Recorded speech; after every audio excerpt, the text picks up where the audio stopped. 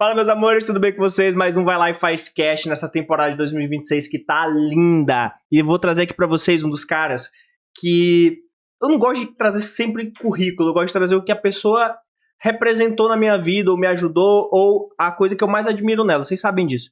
E uma das coisas que eu mais admiro nesse cara é a disciplina, a responsabilidade, a postura. E ele vai explicar pra vocês o porquê que ele é tão bom nisso. Porque a gente vai falar muito hoje sobre liderança, autoliderança, inovação, tecnologia, porque ele é CEO da Hub Livre, que é um hub de inovação aqui do Maranhão, gigantesco, e tá aí com muitos projetos em 2026. Então me ajuda a receber Raul Lamarca, meu irmão. Obrigadão por aceitar esse convite, meu lindo. E aí, o que você espera desse papo hoje? Cara, em primeiro lugar, agradecer a todos que estão prestando atenção aí na gente. Eu sei que o podcast Vai Lá e Faz Cast sempre traz muitos convidados interessantes. Eu mesmo acompanho e consumo o conteúdo de vocês. Massa. E para mim é uma grande honra estar aqui contigo, né, JG? Eu espero que o papo de hoje sirva pra gente contar um pouco de conceito, um pouco de método, um pouco de ferramenta, que acho que é importante, né? As pessoas acham que liderança é um tema meramente filosófico, a gente vinha falando um pouco antes do papo, né? Exato. Mas liderança é um tema, assim, técnico, né? Liderança é ciência na prática, a gente vai falar muito disso aqui hoje, né? Pra que não fique só nesse papo mais do esoterismo, né? E mais coachzão, né? E mais coachzão, que ninguém aguenta mais. Né? E, cara, pra dar esse pontapé, eu acho que dá pra gente puxar uma essência legal. Acredito que esse podcast vai sair ali pelo meio de fevereiro. E o que acontece muito? Virada de ano, a gente tá ali disposto, fazendo as coisas acontecerem. Quando dá na metade de fevereiro, tudo já se foi. Todas as metas já se foram. Isso tudo por falta de autoliderança. Então, como é que tu enxerga esse nosso ciclo vicioso de tornar janeiro uma mentira? Tu trouxe um conceito que eu adoro, né? O conceito da autoliderança. E eu acho que todo mundo já ouviu que para você ganhar mais dinheiro, para você ter mais sucesso, para você ter mais status, enfim, para você conquistar qualquer coisa que você precise, você vai precisar liderar pessoas. Mas o que essas mesmas pessoas que vivem batendo nessa tecla, elas não enxergam a tecla que está logo ao lado, que é, antes de você liderar outras pessoas, você precisa liderar a si mesmo. Sim. Né? É o meu mantra pessoal. Lidere a si mesmo, o resto vem depois. E o que é o resto? O resto é tudo. Dinheiro, saúde, paz, equilíbrio, tudo que você queira almejar na vida, né? Então, e isso pode ser visto do aspecto profissional, mas também do aspecto da vida, né? Pode ser visto de trabalho, mas também da sua vida como um todo. Então, eu acho que as pessoas têm que partir do princípio em que elas precisam liderar a si mesmas para o seu próprio bem em primeiro lugar. E depois compartilhar isso com as pessoas que elas amam, com o mundo, com os funcionários, com os colaboradores, com os clientes, enfim, né? E eu gosto muito de falar da autoliderança porque eu não acredito que a disciplina seja possível sem a autoliderança. Né? Não tem como ser disciplinado se você não lidera a si mesmo. E eu vejo muitas pessoas falando do planejamento anual. Essa época de fim de ano e de início de ano costuma trazer muitas esperanças para as pessoas. Né? As pessoas gostam de trazer aquela listinha de resoluções, as coisas que elas querem fazer e tal, né? E quando você conversa com muitas pessoas, você percebe um padrão comum que foi esse que você trouxe. O início de janeiro parece ser aquele mês onde está todo mundo ainda leve, a ressaca parece que ainda não bateu, a gente ainda está meio entorpecido, né, das festas de fim de ano, e com a esperança lá em cima, né? Quando o negócio começa a virar da segunda quinzena para frente, a galera já começa a pensar, meu Deus, eu preciso cumprir todas aquelas coisas que eu falei. E elas vão e se empenham, né? Quando o negócio vira para fevereiro, parece que tu estava vivendo uma fantasia, um sonho em janeiro, e que parece que de repente a realidade ela te pega com força, de jeito, sabe? Começa a rotina de novo, começa todas as outras coisas, e aí tu vai protelando. Tudo que você planejou foi para sair de um plano de um piloto automático. Sim. E de repente você se vê dragado exatamente por essa forma antiga de operar e de ser, né? E isso pode trazer muitos problemas tanto na vida quanto no trabalho, né? Se a sua meta for no primeiro semestre faturar mais, não dá para desconsiderar o mês de janeiro e muito menos o mês de fevereiro, né? Esse é um ano que tem muitos feriados, tem muita distração, tem Copa do Mundo, tem eleições, você deveria começar forte já. E se a sua meta for perder peso, né, você deveria começar num momento em que você já ganhou peso, você já está com peso extra, né? Se a sua meta for aprender um instrumento musical, aprender um novo idioma, e isso está muito associado não só ao mundo profissional, mas até a tua capacidade de aprendizado sobre coisas novas, o teu interesse, né? O teu estímulo à neuroplasticidade, você também deveria começar o quanto antes. A questão é que O nosso cérebro não é programado para meta. O nosso cérebro não é programado para atender uma lista de requisitos que você criou no fim do ano. Sim. O nosso método é programado para atender sistemas. Você precisa criar um sistema. Se a tua meta é comer mais saudável, você precisa criar um sistema para comer mais saudável. E como você cria um sistema? Primeira coisa, tira de perto de ti comida que não seja saudável. Precisa ser difícil comer comida saudável. Tu precisa ter que sair da tua casa ou pedir um iFood para comer comida saudável. Tu precisa ter a tua mão, aliás, para comer comida que não é saudável. Tu precisa ter a tua mão ali, ao abrir a geladeira, comida saudável, que seja fácil de comer. É assim que você vai fazer. Não queira se submeter a desafios hercúleos ao longo do dia. A disciplina não é se submeter a desafios hercúleos todos os dias e vencer. Não, pelo contrário. É facilitar que os bons hábitos sejam seguidos, impedindo que esses maus hábitos continuem sendo seguidos, né? Então, eu gosto muito da disciplina nesse sentido, porque parece que você precisa ser um guerreiro espartano, né? Quando, na verdade, é muito mais simples. Você precisa automatizar coisas, rotinas, hábitos ao longo do seu dia. E com isso, a disciplina vai vir de um jeito muito mais fácil. Cara, e tu trouxe um negócio que eu falo muito, que é sobre sistema. Construir sistemas. Então, por exemplo, faz uns meses que eu te falo que eu tô na luta pra emagrecer e tal, por conta de algumas coisas. Já consegui emagrecer 4 quilos. E eu usei esse ano a virada de uma forma que eu fiz ano passado e funcionou bem. Que é assim, eu não viro o ano pra fazer. Eu começo um pouquinho antes do ano porque o cérebro gosta de continuidade. E aí, eu, agora de mudança de casa, achei uns cadernos meus antigos. E isso em novembro. Um pouquinho antes de novembro. Aí eu, folheando os cadernos, eu vi que eu tinha anotado um conceito chamado Be, Do, Have. Não sei se tu já ouviu. Já. Que, cara, pra mim é a melhor forma de tu desenhar metas com esse conceito. Pra quem não sabe, gente, esse conceito do Be, Do, Have é ser, fazer e ter. Geralmente, quando a gente faz metas do ano, a gente constrói lá e coloca tudo que tu quer ter, tudo que tu quer conquistar. Isso não tá errado. Só tá errado que tu não mudou quem tu é pra poder tu conquistar aquilo. Então, pessoas como o Raul inspiram muita gente porque é o seguinte, ele tem a identidade do que ele buscou alcançar. Porque tu já alcançou muita coisa. Mas antes de tudo isso, e eu acho que a gente já conversou sobre isso, tu transformou a identidade do Raul de alta performance para poder atingir aquilo. Essa é a ideia do Be, Do, Have, né? Então, tu define a identidade que tu quer, tu define o que tu quer, beleza. Definiu, eu quero faturar tantos X reais por mês em 2026. Beleza. Esse cara que definiu e que ganha 10 mil reais por mês, por exemplo, de exemplo, o que ele faz? Ah, beleza, o que ele faz? É isso, isso, isso. Ele vende todo dia, ele tem um pipeline, ele tem uma rotina de follow-up, ok. Mas, e quem ele é? Quais são as decisões que ele toma? Então, isso está muito relacionado ao que tu falou. Porque por mais que eu já vi várias vezes, eu e o Raul, a gente participa de muita festa, muito coquetel, tem que sair para conversar com o cliente.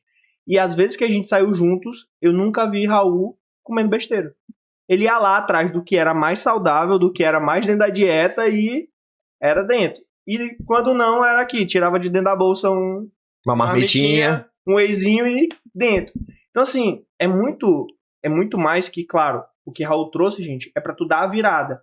Mas se tu não muda a identidade, uma hora tu te quebra, né? E como é que funciona a tua cabeça, Raul, nessas questões, nessas decisões? Tipo assim, cara, eu vou comer um pudim ou eu vou tomar um whey. Sabe? Tipo, a gente sabe que não é gostoso. A gente faz porque o corpo precisa ser nutrido, não é pra ser agradado. Claro. Né? Então, como é que é a tua cabeça em relação a todas essas decisões? A gente usou emagrecimento aqui e rotina saudável, mas é pra vida, né? Claro. Eu acredito muito no conceito de quick wins, que são as vitórias rápidas, né? Sim. Eu acho que eu falei um pouco sobre neuroplasticidade, né? Que é a capacidade do nosso cérebro, das nossas capacidades cognitivas evoluírem e se aumentarem ao longo do tempo. Eu acho que toda vez que você tem uma quick win, uma vitória rápida, que é, por exemplo, eu tô aqui com pudim e eu consegui não comer esse pudim. Tu tá mandando um reforço positivo pro teu cérebro. O que é um reforço positivo? É o teu cérebro reconhecer que determinado estímulo, apesar de desconfortável a curto prazo, ele é desejável a longo prazo. Nossa. Então, tem uma frase que eu gosto muito, que é: a estrada até o céu parece o inferno, e a estrada até o inferno parece o céu. É o contrário. Então, para tu chegar lá no céu, para tu conseguir as coisas que tu realmente quer, quer sejam coisas profissionais ou na tua vida pessoal, cara, tu vai ter que trabalhar muito, tu vai ter que te dedicar muito. E não só as dificuldades estão naquilo que você precisa fazer, mas principalmente no que você tem que deixar de fazer.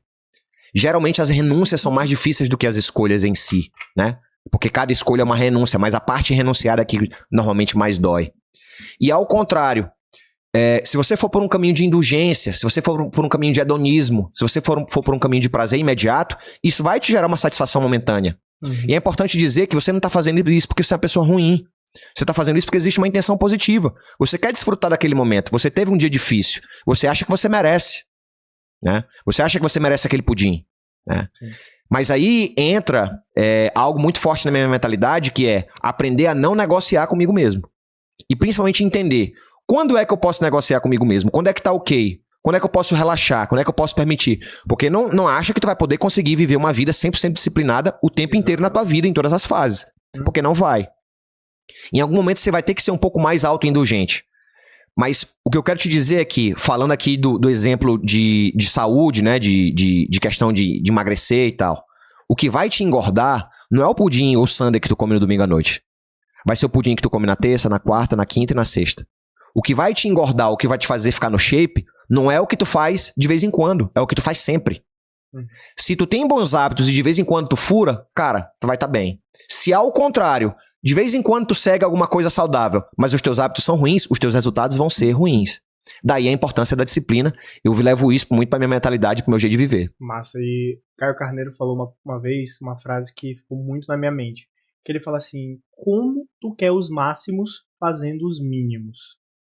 E é exatamente isso. Porra, eu quero perder 10 quilos até massa, é minha meta. Pô, de quando eu botei a meta, que foi no meio de dezembro pra cá, eu já perdi 2. Pô, eu tô dentro da meta? Talvez. Pô, junto, começou a dieta antes de ceia, de Natal e Ano Novo. Falei, comecei, porque eu acho, assim, eu sou meio sadomasoquista, acho que tu também. Que eu cheguei e falei assim, cara, eu vou botar pra ser na parte mais difícil. Falei, hoje eu vou comer na ceia? Beleza, eu fiz jejum o dia inteiro. E na ceia eu comi normal. Não fui igual um retardado. E quando a gente começa a estudar mais sobre nós, primeiro eu gosto de estudar o ser humano geral, né? Então, neuroplasticidade, estudar como o cérebro funciona e tal. E depois eu entendo como o meu cérebro funciona. E aí eu trouxe e eu percebi algumas ideias ao longo da minha vida. Que eu fui analisando ao longo da minha vida, principalmente essa fase 2024 para trás, que foi o pré-burnout, o que eu estava fazendo que me fez chegar nesse local. E aí, eu percebi que eu estava construindo um sucesso alheio. Eu não estava construindo um sucesso para mim. Eu estava me espelhando no sucesso dos outros, achando que aquilo ali ia me satisfazer, já tinha atingido boa parte, mas não me sentia feliz e muito menos, às vezes até ingrato sobre as coisas que eu tinha atingido. E aí eu fui ver que era muito mais uma crise identitária. E eu pensei, tá, beleza, como é que eu me livro disso? A primeira coisa que eu fiz foi percebi que eu só tinha um papel na minha vida, que era o papel trabalho. Quem me disse isso foi uma psicóloga. Ela falou assim, João, tu bota o trabalho no lugar errado. Eu falei, cara, que loucura. E eu defini meus papéis. Então, eu tenho o papel João empresário, João criador de conteúdo, João líder, João marido, João pai, João filho, João amigo, né? E esse conjunto lá forma o João Guilherme Campos. Esse conjunto é tudo. Então eu comecei, e até como dica para a galera, a botar qual era o meu melhor papel, ou como eu poderia dar o meu melhor em cada papel. E também não misturar. Se eu sair do papel, ontem mesmo, fui jantar com minha esposa, eu não estava no papel de trabalho. Estava no papel de marido. Só nós dois e tal. Então, cara, mudei o papel. Podia estar dando BO que fosse, o inferno que fosse de estresse do dia. Não, mas eu tô no papel marido, eu tô no papel... Então, assim, o que eu vejo que parece que todo mundo que tem uma disciplina como tu, que tem resultados como você tem muito claro isso na cabeça. E eu queria entender, e de novo, gente, eu sempre trago nos episódios, eu não sei se para vocês funciona, mas para mim funciona muito. Eu quero entender os padrões de pensamento da pessoa que tem um resultado naquilo que eu acho legal. Então você tem uma autodisciplina, uma liderança incrível, uma organização bacana, mesmo fazendo milhares de coisas. E eu acho que isso pode agregar pra galera. Então, qual é o teu padrão de pensamento que faz com que tu consiga associar todas as áreas da tua vida e auto-performar nelas? Bom, eu acho que a alta performance ela surgiu muito do ponto de vista profissional. Sim. E com o passar do tempo eu passei a entender, assim como você trouxe, né, que o trabalho ele ocupava um lugar excessivo e um pouco distorcido na minha vida. E que eu deveria pensar em termos de alta performance em outros aspectos da minha vida também. Sim. Foi quando eu entendi que se eu não tivesse saúde, nem física, nem mental, eu não conseguiria desempenhar mais nenhuma das outras dimensões que a minha vida tinha. Uhum. Então foi quando eu passei a entender que eu tinha que colocar a saúde no primeiro lugar. Primeiro, não só por mim, mas principalmente porque todas as responsabilidades que eu tenho com as outras pessoas que eu amo, eu jamais conseguiria suprir se eu não estivesse bem. No começo da minha vida, eu pautava muito a saúde física. A gente deu vários exemplos aqui de como isso acontece, né? Eu falei da alimentação. Eu também sou um amante do exercício físico. Eu pratico atividades físicas como luta, corrida, musculação. Passei a vida toda, principalmente na parte da adolescência, disputando campeonatos aí de futebol, tênis de mesa, enfim. Sempre gostei muito. Nunca fui excelente em nenhum esporte, mas sempre fui regular em vários. Porque eu vivo muita vida assim, eu gosto de experimentar muitas coisas. Né? Então, a saúde física pra mim, ela sempre foi óbvia. A saúde mental nem tanto. Né? Então, com o passar do tempo, eu comecei a cuidar também bastante da saúde mental. É uma coisa que eu não falo sobre isso porque eu não me considero um grande sábio, no sentido de poder ensinar outras pessoas, mas eu acho que eu conheço o suficiente do ponto de vista de uma pessoa que consegue usar isso e aplicar isso na própria vida. Né? A gente traz o que funciona pra gente. Né? Exatamente. Então, eu aposto muito nas ferramentas ocidentais de saúde mental, como o caso da terapia, né? A terapia me ajudou, iniciar a terapia me ajudou a passar por grandes problemas, né?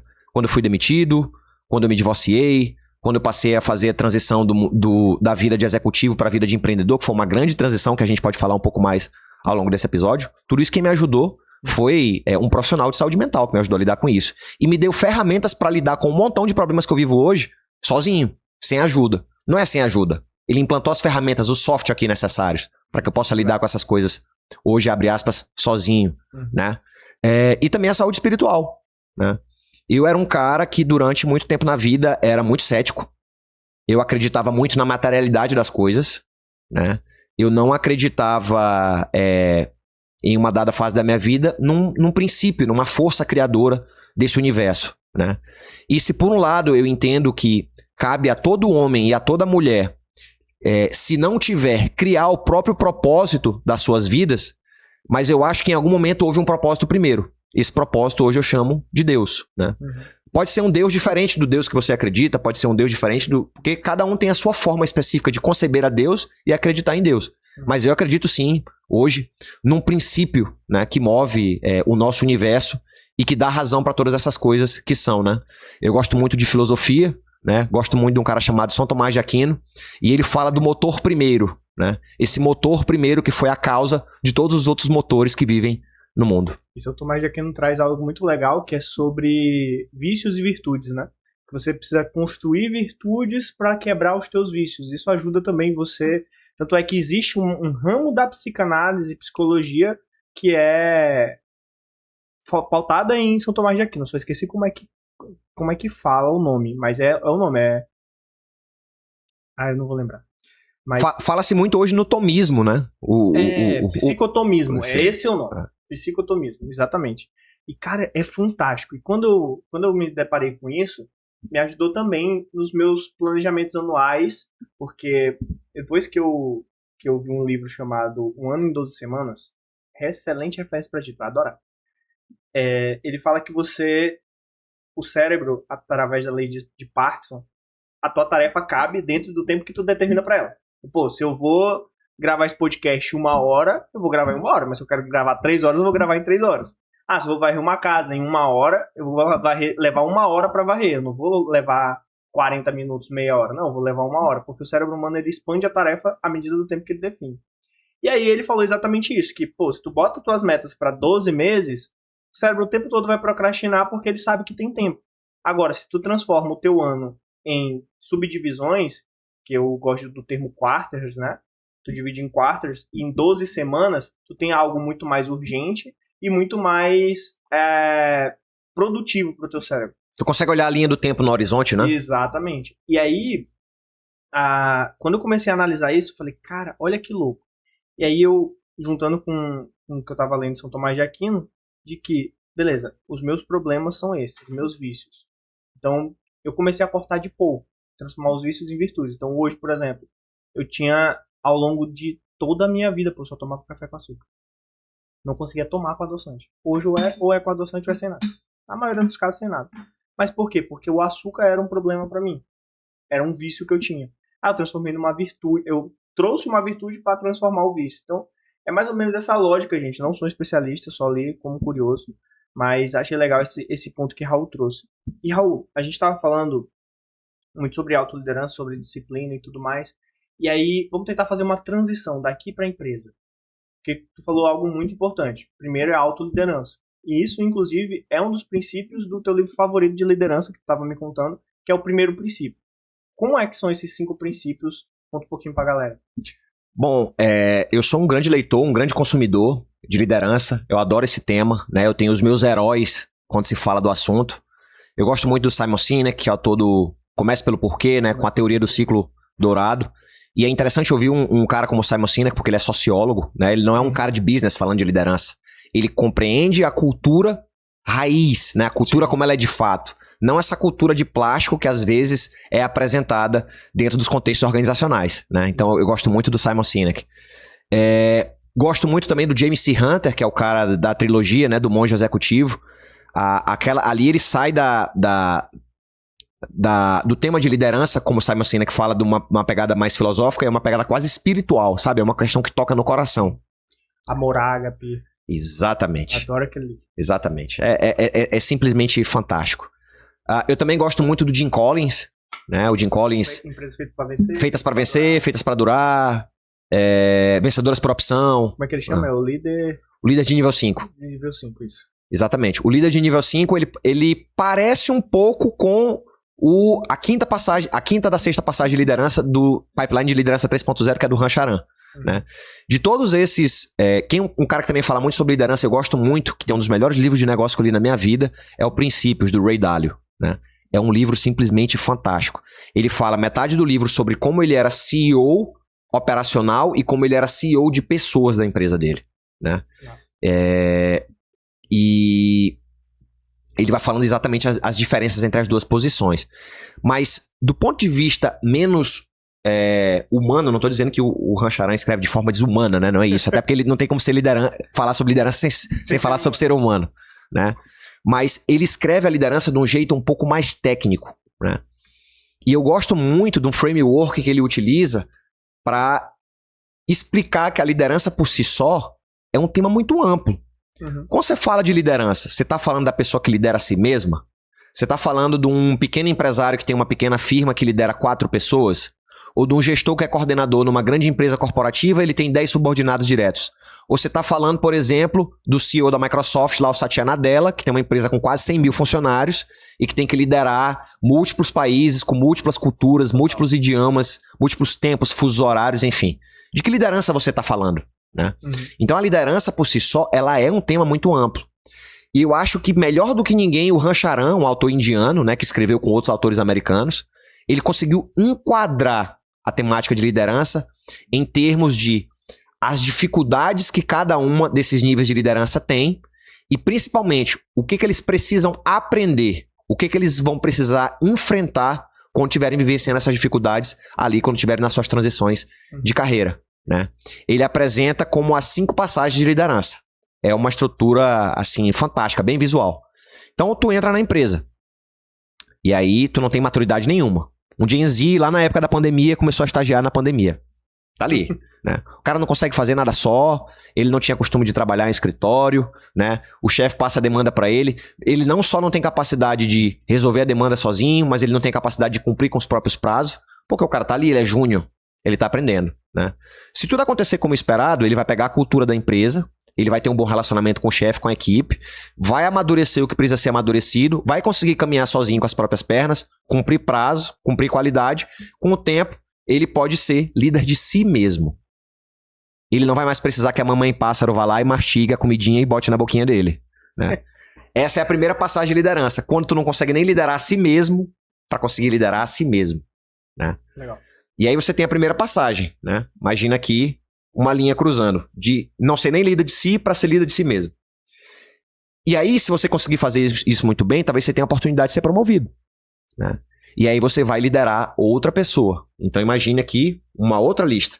Quando deixa de ser líder de si mesmo para liderar outras pessoas, outras complexidades, outras dificuldades, uma nova maneira de ter a sua performance individual mensurada, né? Se você tiver sucesso com o passar do tempo, tu vai ser líder não mais de outras pessoas, tu vai ser líder de pessoas que lideram outras pessoas. Então tu vai liderar um cara que antes estava no teu lugar, no teu perfil. E tu não vai mais liderar pessoas que executam, tu vai liderar pessoas que lideram outras pessoas. Por si só, isso tem também as suas dificuldades. O Rancharan ainda coloca um outro nível, que é quando tu deixa de liderar líderes e tu passa a liderar uma função organizacional inteira. O estudo dele, é importante dizer, ele é muito voltado para organizações maiores e mais complexas. Depois ele fez edições do livro em que contemplava também negócios menores, né? Mas por um motivo didático a gente vai ficar nesse contexto aqui que ele apresentou hoje. Então ele vem para a liderança funcional. É tipo uma diretoria na empresa, a diretoria de manutenção. Né? O cara é um grande cara de manutenção, conhece muito e tal, cresceu, tá ali, diretoria de manutenção. E por último, ele faz uma transição entre liderança de função para líder de negócio. Então, olha a quantidade de passagens de liderança que existe na vida de uma pessoa, sim, no trânsito dela.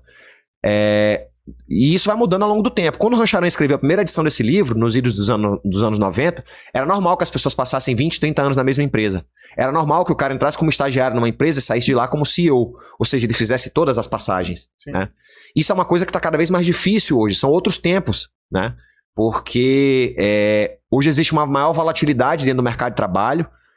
O jovem, né, o Gen Z, às vezes ele fica 2, 3 anos numa empresa, ele já entende que concluiu o ciclo, ele está afim de novos ares, de novas oportunidades, enfim. Nós também somos de uma geração que é assim, né, a gente gosta de estímulos novos, isso começou inclusive com a gente, né, com os millennials. Mas por que é importante a gente entender cada uma dessas passagens de liderança? Aqui um outro conceito que o Rancharan traz, o triângulo de liderança, né? Então, imagina aqui um triângulo, né? Aqui em cima eu tenho habilidades. Aqui ao lado esquerdo eu tenho gestão do tempo, como a pessoa usa o tempo, e aqui na esquerda eu tenho valores.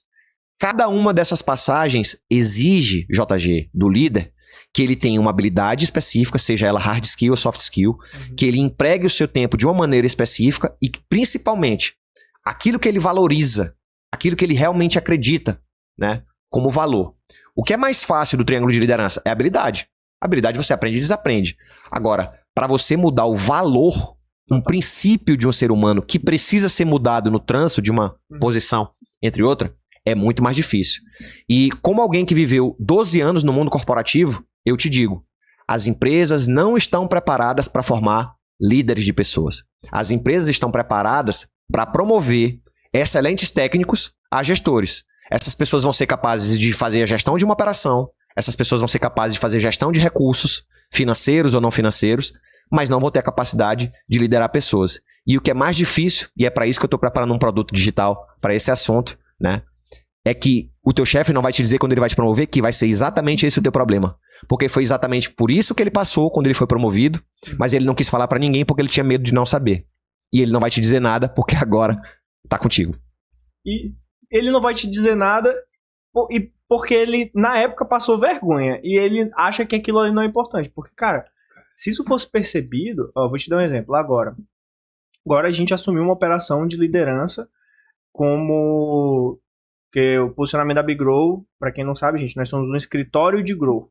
Então, se tu terceiriza tua contabilidade, tu terceiriza teu financeiro, tu terceiriza teu jurídico, tu terceiriza teu crescimento. E aí eu peguei uma cliente agora, que ela estava com um faturamento de 600 mil, em média em 2025, só que em 2024 ela tinha um faturamento médio de 900 a 1 milhão mês. Então 600 mil mês para 1 milhão mês é uma queda de 40%. E aí ela chamou a gente para identificar o que estava acontecendo. E eu falei, tá bom. E acabou que a gente tá no centro das operações de receita dela. E aí olha que caso louco. Ela tem um excelente time de vendas, um excelente time de produto, um excelente time de marketing. Só que não tinha nada integrado. A gente entrou como líder de todo um time que tem pessoas com 10 anos que trabalham com ela. Como que eu vou entrar no âmbito de liderança disso daqui? Só que se a gente for parar para pensar, só existem 2 caminhos. Ou tu promove o técnico e treina o técnico para ser um bom líder, ou tu traz um líder externo. E para ela trouxe um líder externo. E tu, com tua experiência, nesses 2 casos, nesse caso da gente, o que eu fiz, eu te digo depois, mas eu quero ver tua opinião para ver se eu fiz certo. Como que tu agiria nesse caso? Porque acaba que tu entrou como um terceirizado de liderança, né? Sim. Então, pra não... E aí... Como se fosse um BPO de liderança e gestão, né? No nosso caso é um BPO de growth, né? Sim. E aí growth ele interliga todas essas operações de receita. Mas, cara, só pra ter noção, o financeiro dele estava com 300 mil inadimplência. Que a gente fez isso aqui e resolveu. Entendeu? Então, tipo... Só que ao mesmo tempo a gente não pode chegar dando um chute na porta, né? Eu gosto muito da ideia do monge executivo por causa disso. Acho que a liderança do monge executivo tem muito mais a ver com a minha. Apesar de que também tem horas que a gente precisa ser um pouco mais... né? Então, como que tu equilibraria isso numa situação dessa? Tu entrar como um BPO de liderança numa empresa. Primeiro explica o que é BPO. Claro. BPO é o Business Process Outsourcing, né? Então, como o JG falou, vamos supor que tu tem uma empresa... A empresa não é grande o suficiente para ter um financeiro, né? Então você terceiriza um escritório contábil ou uma empresa que faz processos financeiros, uma assessoria financeira para lidar com contas a pagar ou contas a receber, né? No caso do RH, para fazer o departamento de pessoal, enfim, todo esse tipo de coisa, né? Então, depois a gente vai falar um pouco sobre isso, porque o Hub Livre hoje está se posicionando como um BPO de inovação, né? Vamos falar sobre um projeto que a gente está fechando nesse sentido. Então, em primeiro lugar, a gente precisa analisar a liderança, a dona, né? Eu acredito muito que existem 2 habilidades que um CEO, né, ou um dono de empresa precisa ter. Ou ele precisa liderar pessoas, ou ele precisa saber vender. Ele não pode não ter uma dessas habilidades. Ele pode ter só uma. E ele pode escolher qual é que ele vai desenvolver primeiro. Mas ele não pode não ter nenhuma das 2. Né? Porque uma empresa que não vende é uma empresa que morre. E uma empresa onde não se lidera pessoas, as pessoas não vendem e essa empresa morre. Né? Na minha experiência individual, eu aprendi primeiro a liderar pessoas, porque eu sou egresso do mundo corporativo. E eu não vinha de uma função que era uma função comercial. As minhas funções sempre foram mais de processo, de gestão e de estratégia. Né? Então, depois que eu fiz essa transição para o empreendedorismo, nos últimos quase aí 18 meses, né, 1 ano e meio, eu tive que aprender a vender do zero. Né? Eu era muito bom de relação institucional, que está muito próximo da venda. Só que a relação institucional... Faltava a CTAzinha. Faltava. Na relação institucional, o relacionamento é fim. Na venda, o relacionamento é meio. Sim. Tu usa as relações que tu constrói para poder fazer vendas. Né? E esse foi um aprendizado. Então, hoje, como empresário, o que eu diria para ela é... Ela domina os 2? Se não, qual deles ela domina? Se não domina nenhum, isto é preocupante. Né? Isto é uma coisa muito preocupante. E em segundo lugar, qual é o tamanho da equipe? Vai botar aí umas 15 pessoas. Todos são subordinados direto a ela ou tem uma liderança intermediária? Bigrow virou a liderança intermediária. Essa é a grande questão. Primeiro lugar, você tem 15 pessoas respondendo para a mesma pessoa. Se tu tem 15 subordinados diretos, o ideal é que você não execute nenhuma tarefa. O ideal é que 100% do seu tempo seja fazendo coordenação do trabalho da equipe, fazendo reuniões de alinhamento, vendo performances individuais, entendendo um pouco mais do quadro para tentar enxergar quais são os gargalos. Imagino que não é assim que a tua cliente vive, né? Ela não. Aí ela... Como ela gasta o tempo dela? Boa pergunta. Assim, então, tipo, cara, foi muito louco, porque é uma edutech, a empresa. Então, além dessas 2 funções importantes de gerir pessoas e vender, ela tem uma terceira função de que ela é a cara do business educacional. Então, ela está muito num ambiente de expansão. É uma empresa baseada no conhecimento dela. Exatamente. Então, e aí ela criou um ecossistema ao redor disso, que é muito bacana. Só que tava tudo meio que solto. E aí, quando a gente entrou, a gente conseguiu organizar rápido. E o meu ponto contigo é o principal.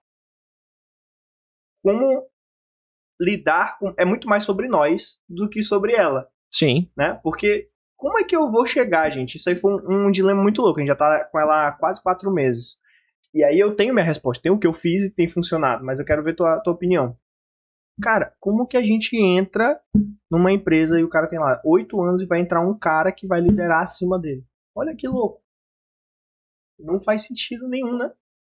É realmente muito delicado. O que tu faria no meu lugar? A primeira pergunta que eu te fiz foi para entender, primeiro, quantas pessoas existem e quais são os canais hierárquicos entre elas. Pelo que você falou, o primeiro erro é que não existe uma camada intermediária entre a pessoa que está no topo e que toma todas as decisões e que toma todo o risco e as pessoas que estão desenvolvendo o trabalho, teoricamente. A primeira coisa que eu faria é colocar um canal de liderança intermediário. Né? Então, tem 15 pessoas, o ideal é que cada equipe tem um líder. Cada equipe tem um líder. Qual é o tamanho ideal para cada equipe? Isso é uma coisa que varia muito. A literatura científica tem pessoas que dizem que você só consegue liderar 6 pessoas. Até 6 pessoas. Aí tu conversa com um cara como o Carlos Brito, que é o CEO da IB InBev. O Carlos Brito tinha 12 liderados direto. Mas porra, nem todo mundo é o Carlos Brito. Sim. E por que o tamanho de pessoas é tão importante? Por uma série de motivos. Em primeiro lugar, quando você tem subordinados diretos, é importante que você faça reuniões semanais one-on-one de alinhamento com essas pessoas. Sim. E pra que isso? Isso é só uma formalidade? Não. Não deveria ser só uma formalidade de RH. Deveria ser o momento em que você compreende questões alheias, inclusive ao trabalho, questões próprias da vida da pessoa, que podem estar ocasionando dificuldades no seu trabalho. Né? Então, a exemplo de quê? Eu já tive situações onde eu era CEO de uma empresa que tinha 500 funcionários, só aqui no Maranhão, uma empresa que fatura 200 milhões de reais. Né? Eu era responsável pelos processos de operação portuária e os processos fabris dessa empresa, né? Tomava conta dos contratos. E uma vez um funcionário de gestão intermediária que sempre performou muito bem, começou a performar muito mal. E essa pessoa confidenciou comigo que ele estava passando por um problema de saúde mental, porque o irmão dele tinha contraído AIDS, né? E ele estava depressivo, ele já vinha com quadro de depressão há algum tempo, só que ainda não tinha sido diagnosticado. E ele estava muito preocupado porque o irmão tinha usado uma suposta gilete que ele também tinha usado. Só que eu tô falando de uma pessoa simples, né? Era um supervisor. Não era uma pessoa que tem a estrutura que eu e você temos para lidar com a vida e com os problemas. E de repente ele queria compartilhar só aquilo comigo. E eu comecei a puxar porque eu sabia que não era só aquilo e que tinha outras coisas mais. Né? Então, primeiro, ele estava com medo de estar com AIDS. Como eu, que na época tinha 32 anos de idade, não tenho preparo nenhum para lidar com esse tipo de situação, que tipo de suporte eu poderia dar para aquela pessoa? Mas mesmo que eu ignorasse, que eu fechasse os olhos, ele ia continuar performando mal. E se eu demitisse aquela pessoa porque ele estava performando mal nos últimos meses, eu ia perder um excelente profissional que eu poderia recuperar e que se eu fizesse o trabalho de recuperação, esse cara ia me ser grato a vida inteira. E eu ia ganhar alguém para baixo do meu time. E eu ia perder a equipe, porque era um cara muito querido pela equipe. Então eu pensei, bom, eu vou aqui ouvir esse cara e vou ouvir o que precisa. E ele foi compartilhando que os pais estavam se separando, já eram idosos, né? A mãe não tinha renda, o pai estava puto com a mãe, descobriram que tinha família em outro lugar. E aí teve uma confusão, o pai bateu na mãe, a mãe tinha sido espancada, e ele tava com raiva do pai, tava pensando em ir lá e bater no pai. Então a vida do cara tava virando de cabeça pra baixo, velho. Ele pensando que ele tinha contraído uma doença mortal, que tava com medo do próprio pai matar a mãe. Ele tava com problema em casa com a própria esposa e com o filho, porque ele tava tentando resolver essas situações e tava deixando de dar atenção pra mulher e pro filho, né? Então, olha que tipo de coisa, se você olhar só pra um indicador, que é a performance de uma pessoa, você deixa de considerar, né, o todo. Você deixa de considerar totalmente o contexto. Então, quando eu falo de você ter reuniões one-on-one com todos os seus liderados, é para, primeiro, captar situações como essa. Situações que são alheias ao trabalho, mas que podem estar prejudicando a performance de um colaborador. Um colaborador que historicamente é bom e que tem o respeito da equipe, que é um bom líder, né? Sim. Mas que por um momento delicado na sua vida não está performando bem. Então, como você vai conseguir ter essas conversas de 30... Você não precisa ter conversa de 1 hora, 2 horas por semana com cada uma das pessoas. 30 minutos basta. Como é que tu vai tirar 30 minutos para conversar com cada uma da tua equipe se tu tem 15 pessoas subordinadas a ti? Né? Vai viver só pra isso. Vai viver só pra isso. E outra, existem conflitos que são ao trabalho. que são pertinentes ao trabalho.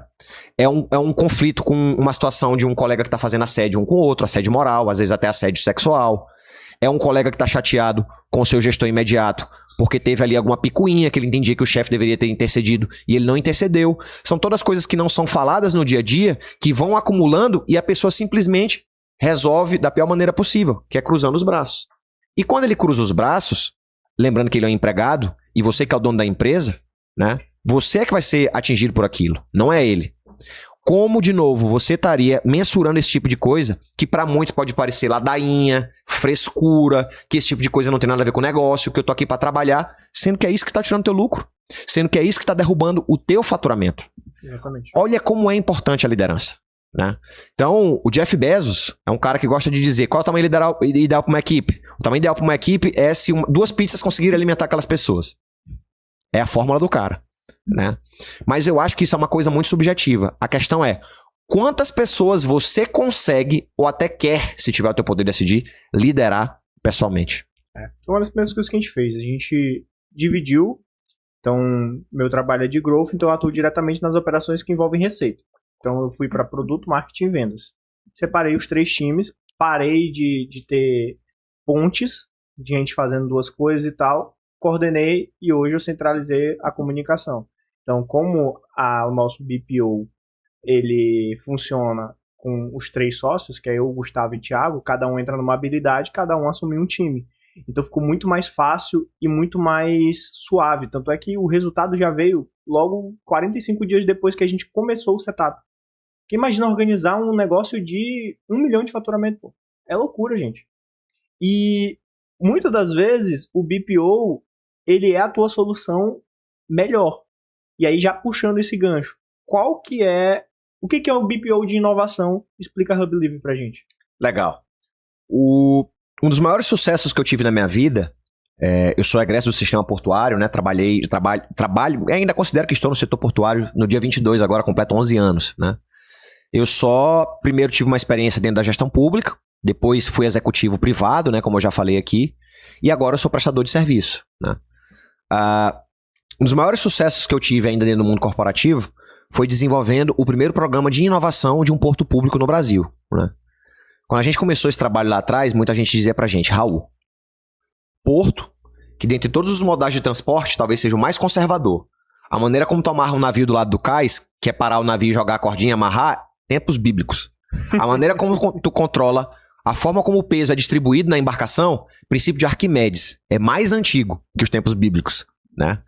Então, é um setor que é muito tradicional, que as coisas acontecem como aconteciam há muito tempo, né? Então, porto. Público, né? Toda vez que a gente ouve a coisa pública, já remete a gente dificuldade, burocracia, morosidade, as coisas continuam do jeito que tá, né? Aquele funcionário público que quer continuar fazendo as coisas do mesmo jeito, que ele não quer se esforçar, que ele não quer fazer diferente, porque sempre foi assim. Não falei que ele era sadomasoquista? Escuta. E por último, Maranhão. Porto, público, Maranhão. As pessoas disseram que esse programa de inovação ele nunca teria sucesso por conta dessas configurações, né? E aí joga lá pra frente, 5 anos depois da gente ter iniciado esse trabalho, eu já não estava lá, né? A importância de você plantar árvores sem a expectativa de se sentar nas sombras, né? Eu já tinha saído e o programa de inovação, por conta do programa de inovação que a gente construiu lá no Porto, as bases iniciais, o programa foi reconhecido pelo Banco Interamericano de Desenvolvimento como o 4º porto mais inovador da América Latina, junto com portos da Colômbia, acima do Porto de Santos, que é o maior porto do Brasil, né? E isso pra gente é um motivo de muito, mas muito orgulho. Eu sou maranhense, né? Nascido e criado. Às vezes as pessoas do Sul e do Sudeste ouvem falar do Maranhão de pautas que são pautas negativas, né? É a dificuldade de saúde, de segurança pública, de educação. Mas eu não tenho medo de dizer hoje que o trabalho que é feito aqui em relação à inovação no setor portuário é referência para o Brasil inteiro. O Brasil inteiro deveria vir para cá para aprender o que a gente está fazendo. E São Luís é uma capital muito rica, gente. É porque o Maranhão é muito grande, então acaba que, por diversos motivos que a gente não vai entrar aqui, o estado é pobre, mas a capital é muito rica. Quem não conhece São Luís, venha para você ver o que a gente está falando. O sistema portuário aqui move milhões e milhões e milhões e move o Brasil. Então, não tá falando de coisa pequena aqui, não. Exatamente. E foi nesse cenário, né, com toda essa descrença das pessoas que trabalharam com a gente no início, a gente conseguiu construir esse programa. Com todo esse sucesso, né, e ao longo desse sucesso, na verdade, eu tive que contar com a ajuda de pessoas, né, naturalmente. E um cara que me ajudou muito foi o cara que hoje é meu sócio, né? A nossa relação de amizade começou há muito tempo, antes de eu estar até no setor portuário. Continuamos amigos, né? Mas antes de ser sócio dele, primeiro eu fui cliente dele, né? Eu recebi uma demanda de criar o primeiro laboratório de inovação de porto público no Brasil. E eu falei com meu amigo João Silva, né, da Creative Pack. Já gravei com ele, viu? Assistam aí, tem episódio com ele. Maravilhoso. João é fantástico. Eu disse, cara, me ajuda, eu tô lascado. Acho que eu dei o passo maior que a perna. A gente conseguiu fazer as primeiras entregas aqui e tal. Agora me deram pessoas, me deram orçamento, me deram recurso financeiro. E eu não sei o que fazer, né? Ele, cara, vamos construir esse negócio juntos. E construímos, né? Grande parte desse meu sucesso se deveu a tudo isso que o João me ajudou a construir lá, né? E o que eu pensei? Bom, não são tantos portos que têm iniciativas de inovação no Brasil, né? A gente já vê algumas coisas no privado, mas nos públicos ainda é mato verde, né? E alto.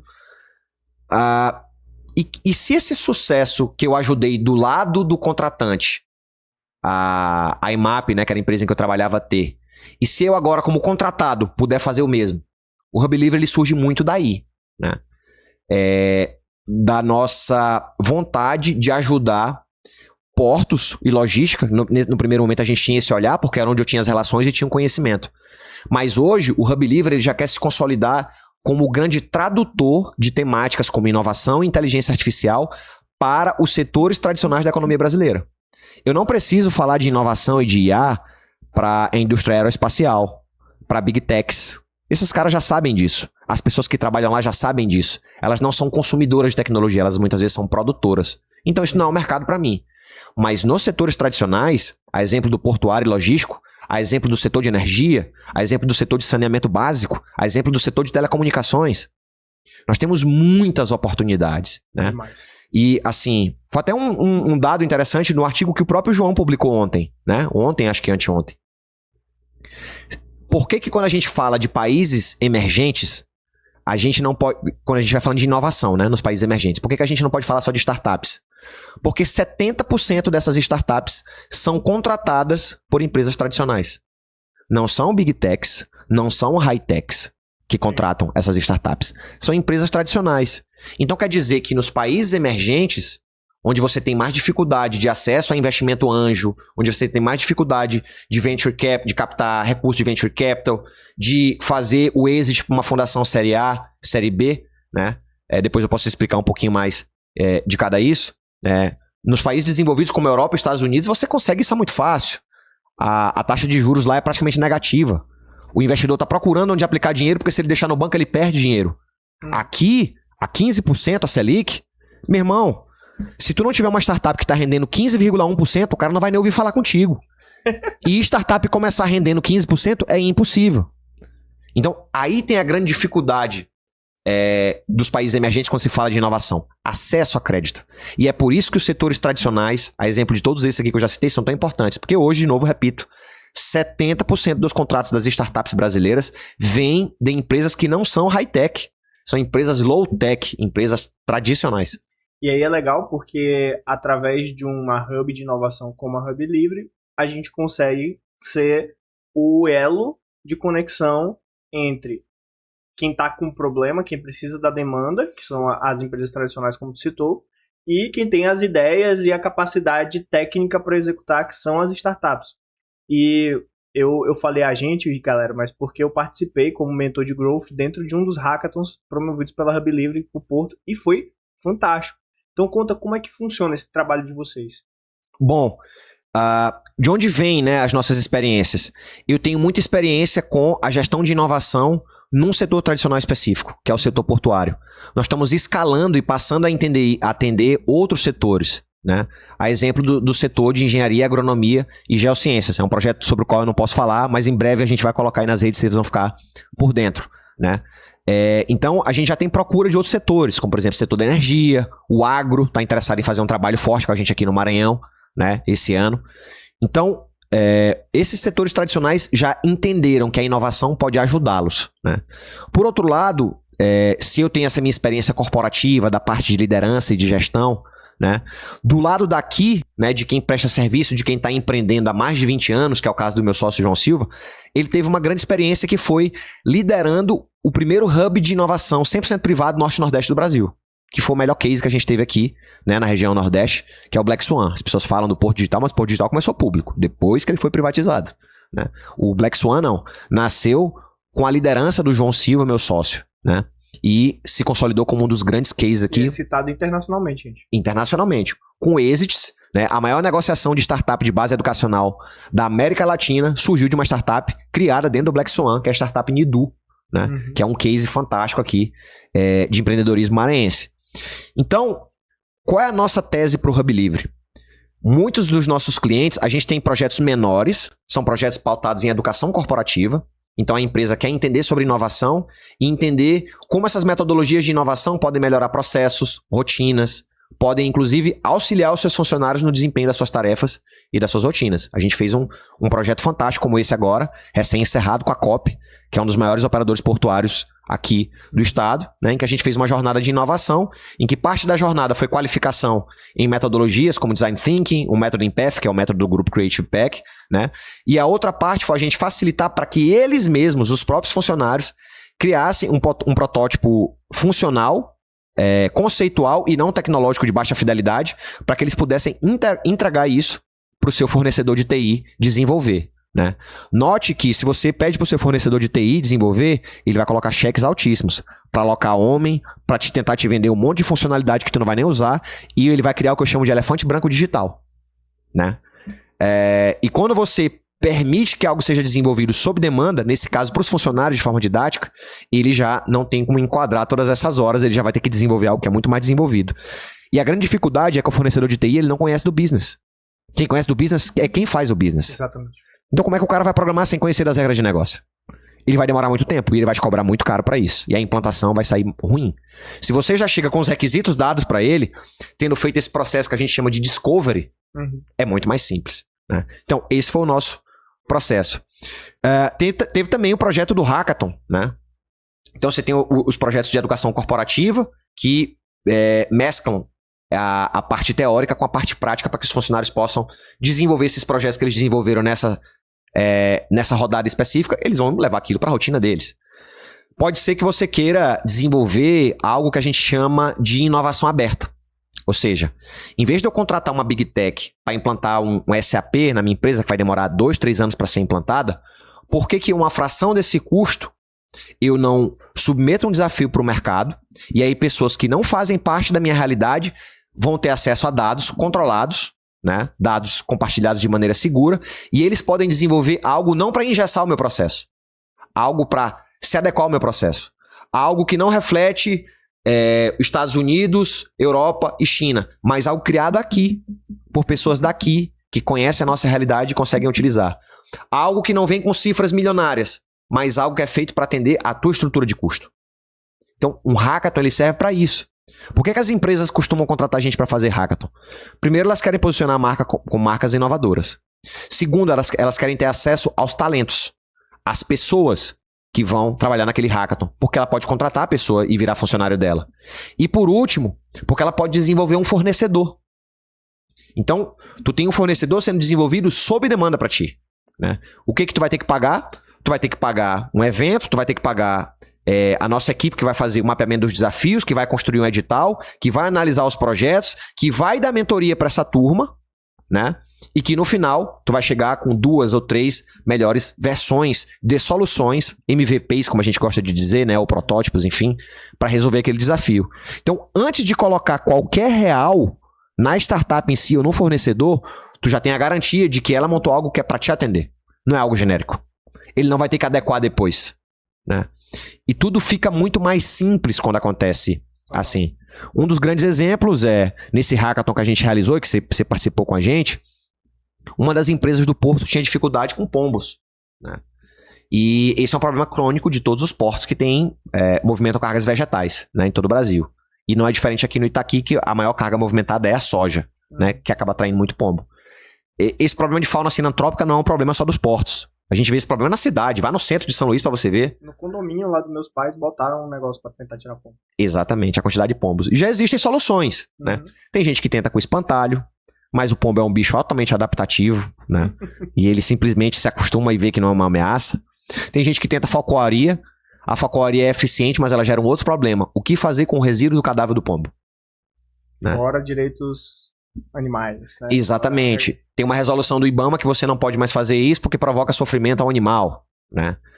Tem gente que tenta disparar alguns ruídos, sons de predadores e tal. Existe um monte de coisa que já existia no mercado. Então, uma turminha foi lá e pensou numa solução super bacana. Já existia no mercado soluções de IA que fazem reconhecimento de imagem de forma localizada, ou seja, você treina a IA para reconhecer a imagem do pombo, e sempre que ela estiver passando por um perímetro, ela vai dizer não pombo, não pombo, não pombo. Opa, pombo, aqui tem um pombo. De vermelho vai para verde. Pá, reconheceu. E já tinha no mercado também uma outra tecnologia. Uma tecnologia que, depois do reconhecimento de imagem, ela consegue mandar um ruído de forma automática para uma área que foi identificada. As duas tecnologias já existiam separadamente. O que o pessoal desenvolveu, e eu tô falando aqui de uma turma que tem 20, 21 anos, que são graduandos, que não tem história nenhuma dentro do setor portuário e que no espaço somente de 3 meses conseguiram desenvolver isso, né? Então, eles desenvolveram uma tecnologia em protótipo ainda, eles não conseguiram avançar até hoje a ponto de fazer isso de forma automática, mas você consegue fazer de forma manual. Tu dá o toque dizendo que o pombo tá na área A, ele manda o disparo para a área A, né? Essa é uma coisa que foi validada. Então, o pombo ele tem uma estrutura no bico chamado magnetita. Quando vem algum ruído numa frequência específica que só afeta o pombo, não afeta outras aves, porque esse era um problema, não poderia afetar outras aves, só tinha que afetar o pombo. Então, quando o pombo é identificado na área, a IA vai e manda mensagem para o setor, para o database. Ali, determinada hora, naquele determinado local, tem um pombo. E aí vem um segundo sensor que diz, precisamos mandar um ruído para lá. Ele manda o ruído numa frequência específica e alterna com o som de um predador, para o pombo não se acostumar. Então, se o pombo sai da área A e vai para a área B, o ruído para na área A e vai para a área B. Se o pombo sai da área B e vai para a área C, deixa de ser um ruído e vira um som de predador e vai para a área C. Desse jeito, meu irmão, o pombo tem a certeza de que tem alguma coisa acompanhando ele e ele vaza. Aí tem as pessoas que perguntam, pô, mas se ele for para a área do lado? Aí o cliente da área do lado precisa me contratar também, né? Total. E o que é legal, gente, é porque quando a empresa investe numa startup dessa, que resolveu o seu problema, e é um problema como esse que é de vários outros negócios, ele tá abrindo um braço de negócio para ele, onde aquela startup crescendo, evoluindo e tudo mais, é uma nova fonte de monetização para aquela empresa. Então, o Hackathon é uma das coisas mais interessantes que eu participei junto com o grupo da Creative Pack Hub Livre. E essa questão dos pombos foi muito louco, porque quando eu fui, eu falei assim, gente, como assim pombo? Aí depois eu fui vendo, embarcando na problemática, o quanto isso perde de dinheiro no porto, é absurdo. E aí, eu fui no cruzeiro recente com minha esposa, e a gente pegou lá no Porto de Santos. E era pombo pra poxa. Assim. Falei, bicho, se tivesse nossa solução aqui, que a gente puxou lá, eu falei, cara, realmente é um problema muito crônico. Mas, Raul, tu citou várias histórias tuas e alguns altos e baixos no meio dos teus conhecimentos que foram muito ricos. Mas sempre teve aquele momento que foi o mais emblemático para você, ou o recente que foi mais emblemático, que te deu a maior virada de chave, ou que foi um fundo do poço muito grande. E eu gosto de sempre trazer isso no nosso último bloco. Qual foi o teu momento? Vai lá e faz. Cara, eu preciso voltar alguns passos atrás para dizer como eu consegui chegar nesse momento e como eu passei por ele, né? Eu sou filho de funcionários públicos, né? Uhum. Meu pai é delegado de polícia, minha mãe é professora. Meus pais passaram por muitas dificuldades no início das suas vidas, né? Dificuldades de diversas ordens, dificuldades emocionais, dificuldades principalmente materiais. Tiveram que morar de favor na casa de muita gente, porque durante alguma fase da vida não puderam morar com seus próprios pais, né? E isso trouxe para os meus pais uma série de dificuldades e complexidades, né? Sim. Naturalmente, por quem passou por tanta insegurança ao longo da vida, a maneira que tem de combater esta insegurança é com segurança, é com estabilidade. Se tua vida foi totalmente instável, naturalmente tu pensa que resolver isso é trazer estabilidade para tua vida, né? Então eu venho desse cenário. O que eu percebi quando eu fui crescendo é que eu estava começando a me preparar para lidar com inimigos que eu, na verdade, nunca tinha enfrentado. Eu estava preparando para lidar com sombras que não eram minhas, com inimigos que não faziam parte da minha trajetória. E eu comecei a perceber ao longo do tempo que, se por um lado, toda a vida que meus pais puderam me dar, né, em termos de educação, em termos de carinho, de amor, e em diversos outros aspectos, só foi possível porque eles fizeram esse movimento de segurança. E para mim sempre foi muito complicado porque eu entendia, por um lado, que essa era a trajetória dos meus pais e que eu tinha que amá-los e respeitá-los por isso, e que foi o que me possibilitou estar aqui, mas que, por outro lado, aquilo não era suficiente para mim. Foi quando eu tive que começar a desviar um pouco da trajetória dos meus pais. E isso começa já cedo, né? Porque com 17 anos, eu sou da primeira safra do Enem, 2009, né? E aí eu passo para o curso de Direito. Não quis fazer, né? Meu pai é formado em Direito pela Universidade Federal aqui do Maranhão. E ainda é o grande... era na época, né? Estudei na Federal e tal. Acaba que eu vejo que isso hoje está reduzindo cada vez mais, mas naquela época aquilo ainda era muito importante e muito determinante. E eu lembro muito de ter peitado meu pai e ter dito para ele: pai, não vou fazer Direito, quero fazer Administração. Ele: mas meu filho, tu não tem nenhum empresário na família. Tu vai ser o quê? Tu vai trabalhar em empresa? Tu não tem ninguém na tua família que é executivo. Quem vai te orientar? Quem vai te ajudar? Né? Ele queria, obviamente, claro, como meu pai, que eu escolhesse uma carreira onde ele pudesse me ajudar, onde ele pudesse me guiar, né? Naturalmente o caminho seria mais fácil. Mas acho que eu tenho essa marca registrada, né? Eu nunca escolho o caminho mais fácil, velho. É impressionante. Porque eu acho que se tu busca o caminho da realização, da autorrealização, não tem como esse caminho ser o mais fácil. Ele vai ser o mais difícil. Ele vai ser a estrada para o céu, que durante o percurso parece um inferno, né? Se tivesse feito Direito, eu tenho certeza. Meu pai chegou a ser secretário de Estado aqui. Eu teria tido muitas oportunidades. Eu poderia ser um advogado muito rico hoje. Mas eu acho que eu seria um advogado frustrado, né? Porque eu queria era... Eu lembro muito de um livro chamado 48 Leis do Poder. Esse livro é muito famoso. Eu não sei exatamente qual o número da lei, mas ele dizia: não viva à sombra de um grande homem. Né? E nos exemplos que ele dava para esse livro, ele gosta sempre de falar a lei seguida e a lei transgredida, né? Ele não fala da relação entre pai e filho, mas eu não sei por que por algum motivo aquilo tocou na relação com meu pai. Meu pai para mim sempre foi uma referência de homem, de líder, de pai, enfim. Mas por algum motivo eu precisava desviar do caminho dele. Só mais velho eu passei a compreender que aquela mola propulsora para me diferenciar era na verdade um movimento de criação. Eu precisava dele para espelhar aquilo que eu queria trazer comigo, mas eu também precisava me diferenciar e rechaçar a partir do modelo dele, porque era assim que eu conseguiria criar o meu. E às vezes confundem com rebeldia, e não foi. E não é. Definitivamente não é. Né? Mas acho que meu pai devia estar preparado. Ele me deu o nome em homenagem a Raul Seixas. Não tinha como eu ser um cara muito normal. Né? Legal.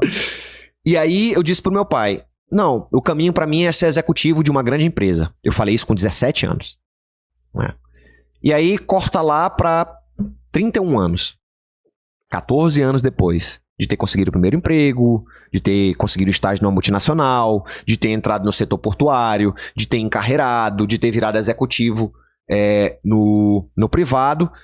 E aí eu chego a essa posição. Né? 31 anos de idade, diretor executivo de uma grande empresa aqui do estado, uma das maiores empresas de base logística operando aqui no estado.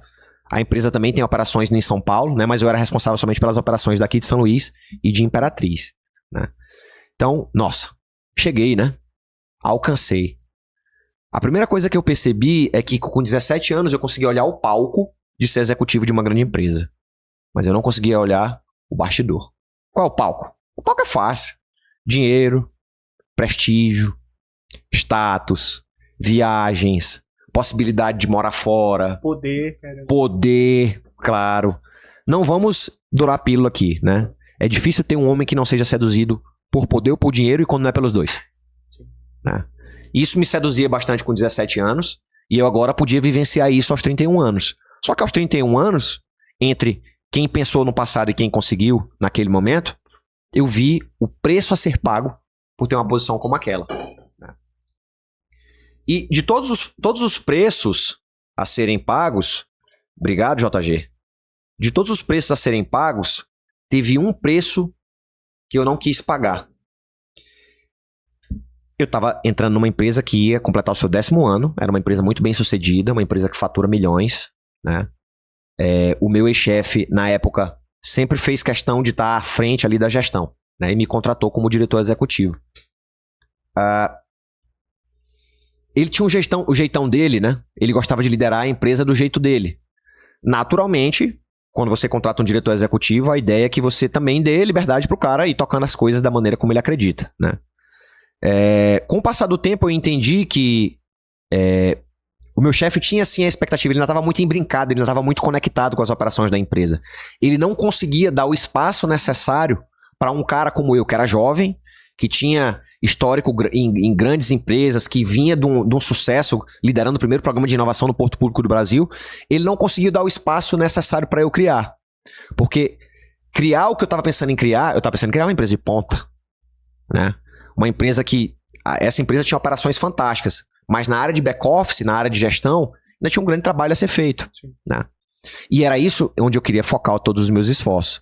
Infelizmente não foi possível, eu entendo por quê, né? Eu respeito muito meu chefe, saí da empresa de uma maneira completamente pacífica, mas até que isso acontecesse, eu fiquei lá durante 12 meses e fiquei muito frustrado, né? Porque eu tinha a expectativa de criar uma empresa de ponta, como eu falei, né? Em termos de processos, em termos de estratégia, em termos de gestão, em termos de crescimento, em termos de comercial, em termos de excelência, sabe? E aquilo pra mim era tão forte, porque não era só um emprego. Aquilo era um menino de 17 anos dizendo para o seu pai que o seu sonho de vida, que era diferente de vida do seu pai, estava sendo cumprido e que ele ia ser seguido à risca. E quando eu não tive a liberdade para criar o que eu achava que tinha que ser criado, aquilo foi terrível. Foi terrível. E assim, eu acho que foi um trauma necessário, porque se não fosse por isso, eu não estaria fazendo tudo que eu estou fazendo hoje. Foi tão dolorido que eu resolvi empreender. Porque sabe qual foi a virada de chave? Eu estou te contando toda essa história para chegar nesse ponto específico. Eu entendi que se eu tivesse que criar a empresa que eu queria criar, só tinha um jeito. Essa empresa tinha que ser minha. E se essa empresa tivesse que ser minha, eu não ia poder continuar trabalhando para os outros. Essa foi a virada de chave que eu tive. Se eu quiser ter uma empresa onde as pessoas são bem lideradas, onde tem um propósito, uma direção clara, onde as pessoas vão ser, sim, muito pressionadas para entregar seus resultados e abaterem suas metas, mas que vão sentir por meio disso a sua evolução pessoal. E que vão ter a certeza de que trabalham numa empresa que gera valor não só para si mesmas, mas para a sociedade e principalmente para os clientes que essa empresa atende. Se eu quiser criar uma empresa assim, eu tenho certeza que hoje essa empresa ela tem que ser minha. Eu tenho que controlar pelo menos 51% dessa empresa, senão isso não vai acontecer. Não da forma que eu desejo, não da forma que eu preciso que isso aconteça. E isso marcou uma grande virada na minha vida. Eu não trabalhava mais por um salário, por um status, nem por nada nesse sentido. De agora em diante, eu não precisava que a minha situação no curto prazo estivesse garantida. E que eu ficasse preocupado com como seria o longo prazo estando num lugar com que eu não concordava. Agora era o contrário. Agora eu tinha que dar conta do curto prazo, porque o meu propósito de longo prazo estava muito bem definido, estava muito bem setado. Eu tinha uma imagem de como eu queria chegar ao final da minha vida, né? Eu fiz uns estudos, e isso pode parecer meio louco do que eu vou falar, né? Eu tenho mais de 80% de chance de viver até os 98 anos. Isso por conta. Caraca. Isso por conta das idades dos meus avós maternos e paternos, né? O pai do meu pai foi o que morreu com uns 80 e poucos anos, né? O pai da minha mãe morreu com 101. A minha avó materna tem 96 e a minha avó materna tem 92 e a minha avó paterna tem 96. Então, assim, é muito factível. Com a evolução da saúde, com o estilo de vida disciplinado que eu tenho, que se não acontecer alguma coisa, né? Vou aqui bater na madeira, que eu viva até lá. E eu quero viver até lá. Eu quero viver até lá bem, sabe? Então, você estava falando sobre a importância da gente planejar os blocos de tempo. Eu planejo a minha vida de 5 em 5 anos. Então, agora, eu estou planejando o bloco até 2030. 2032, na verdade, que é quando eu vou ter 40 anos. Então, de acordo com os 5 anos teus, né? Os 5 anos meus, exato. Aí eu planejo esse bloco de 5 anos e os 2 próximos. Então, eu tenho o planejamento até 40 anos, o planejamento até 45 e o planejamento até 50. A partir de 50 em frente, ele começa a ficar um pouco mais abstrato. Essa é a ideia mesmo. Uhum. Mas eu tenho pelo menos 2 ou 3 coisas que eu quero fazer em cada um desses blocos de tempo até 98 anos. Massa. Eu tenho essa visão, né? Porque aí, quando você tem essa visão, você precisa fazer o trabalho de trás pra frente. E o trabalho do empreendedor, ele é isso, ele é um trabalho de trás pra frente. Ele não começa contigo recebendo bem, seguro e confortável. Ele começa contigo perdendo tudo isso. Ainda mais se tu faz uma transição como eu fiz, né? Porque a história bonita, diria que o Raul se preparou, fez uma transição de carreira e foi empreender. Não, teve um dia que eu enchi a porra do saco e foi a minha revolta. Eu falei, nunca mais eu vou ser empregado nessa porra. Foda-se. Foda-se, né? Eu fiz minhas contas, eu tinha dinheiro guardado, eu sempre investi, né? Não foi também um movimento completamente não pensado, né? Mas foi sim um movimento pautado em revolta e em fúria. E a partir daí, eu passei a ter uma mudança diametralmente oposta na minha vida. Eu não estava com o meu curto prazo resolvido e com o meu longo prazo mal resolvido. A partir de agora, eu ia pensar no meu longo prazo e eu ia de trás para frente resolver até chegar no meu curto prazo hoje. É assim que eu venho vivido hoje, JG. E é assim que eu acredito que eu posso construir uma empresa que de fato eu acredito. Por que ela tem que ser construída, como ela tem que ser construída e o que ela tem que construir. Porra, foda. E só lapado na cara de todo mundo. E Raul, esse é o teu padrão. Tu sempre nos teus conteúdos traz uma reflexão, traz um conteúdo embasado. E como é que a galera faz pra te encontrar aí nas redes sociais? Bom, eu adoro produzir conteúdo, né? JG, inclusive, a Big Grow aqui tem um time fantástico que me ajudaram no ano passado. Já tem quase um ano, né, que a gente começou essa jornada, né, essa aventura. Tem sido um período de aprendizado gigantesco pra mim. Hoje eu sou um cara que grava vídeos, hoje eu sou um cara que produz textos, né? Tá sendo muito bacana. Cria métodos, cria cursos. Exatamente, mentorias e tal, né? Tudo isso é muito legal. Então, pra quem quer seguir meu conteúdo, eu tô nas seguintes plataformas. Você pode me encontrar no LinkedIn, /LamarcaRaul, você encontra. No Instagram também, o @LamarcaRaul. No YouTube, Raul e Lamarca. E lá no Substack também, que é uma rede social nova, né? Que eu até criei uma conta recentemente. Você pode achar no Raul Lamarca, né? Tudo junto. Massa. Cara, muito obrigado por aceitar esse convite. Foi um prazerzão. Mais uma vez a gente... Eu que agradeço o convite, irmão. Foi show. E, gente, sigam o Raul porque o conteúdo dele é incrível e é muito tapa na cara assim mesmo. É o tempo inteiro ele te mostrando a realidade, sem passar pano em nada. E, meus amores, vocês já sabem, todas as redes JG Campos, sigam lá. Espero que vocês tenham aprendido muito nesse episódio, assim como eu aprendi. E te vejo nos próximos episódios. Fiquem com Deus e até a próxima. Tchau, tchau.